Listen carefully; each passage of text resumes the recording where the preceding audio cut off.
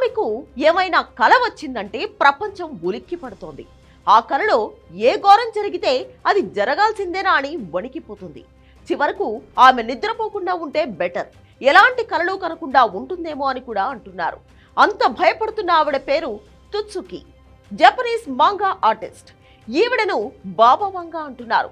ఎందుకంటే ఈమె కళల్లో వచ్చిన వాటితో కొన్ని ఊహాగానాలు మాంగాతో బొమ్మలు వేసి కథలు రాసి పుస్తకాలు వేస్తుంది. అందులో రాసినవి జరిగిపోతున్నాయి. అదే ఇప్పుడు జనాలను భయపెడుతోంది. ఆమె జపాన్ కు పెద్ద సునామీ వస్తుందని రాసింది. అది జూలై 5న కానీ రాలేదు. దాంతో అందరూ తూచ్, ఇది కూడా జ్యోతిష్యం లాంటిదే, ఒకసారి జరగొచ్చు జరగకపోవచ్చు అని లైట్ తీసుకున్నారు. కానీ జూలై 30న అదే జరిగింది. జపాన్ కు సునామీ వచ్చింది. రష్యాలోని ఓ దీవిలో వచ్చిన భూకంపం ఎఫెక్ట్ పసిఫిక్ తీర ప్రాంతాలకు తాకింది. 38 దేశాలకు సునామీ హెచ్చరికలు జారీ చేశారు. సునామీ వచ్చింది, దెబ్బ కొట్టింది. కానీ తాత్సుకి చెప్పిందే జరిగింది. అది ఎలా అని చర్చ మొదలైంది.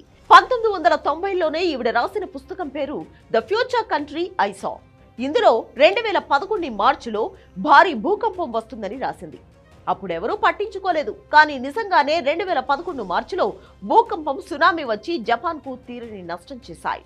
అప్పటి వరకు అగ్రదేశాల్లో ఒకటిగా ఉన్న జపాన్ ఆ తర్వాత పడిపోయింది, సంక్షోభంలో చిక్కుకుంది. అప్పటి నుంచే ఆవిడను బాబా వాంగా అనడం మొదలు పెట్టారు. తనకు వచ్చే కళల్లో కనబడిన వాటినే తాను రాస్తున్నట్లు తాత్సుకి చెబుతోంది. యాక్సిడెంటల్ గా ఆమె ఊహాగానాలు నిజమయ్యాయి, లేక నిజంగానే ముందే కళలో భవిష్యత్తు చూడగల శక్తి ఆమెకు ఉందా అనే చర్చ నడిచింది. తర్వాత 2021లో మరో పుస్తకం తెచ్చింది. ఇందులో 2025 జూలై 5న సునామీ వస్తుందని చెప్పింది.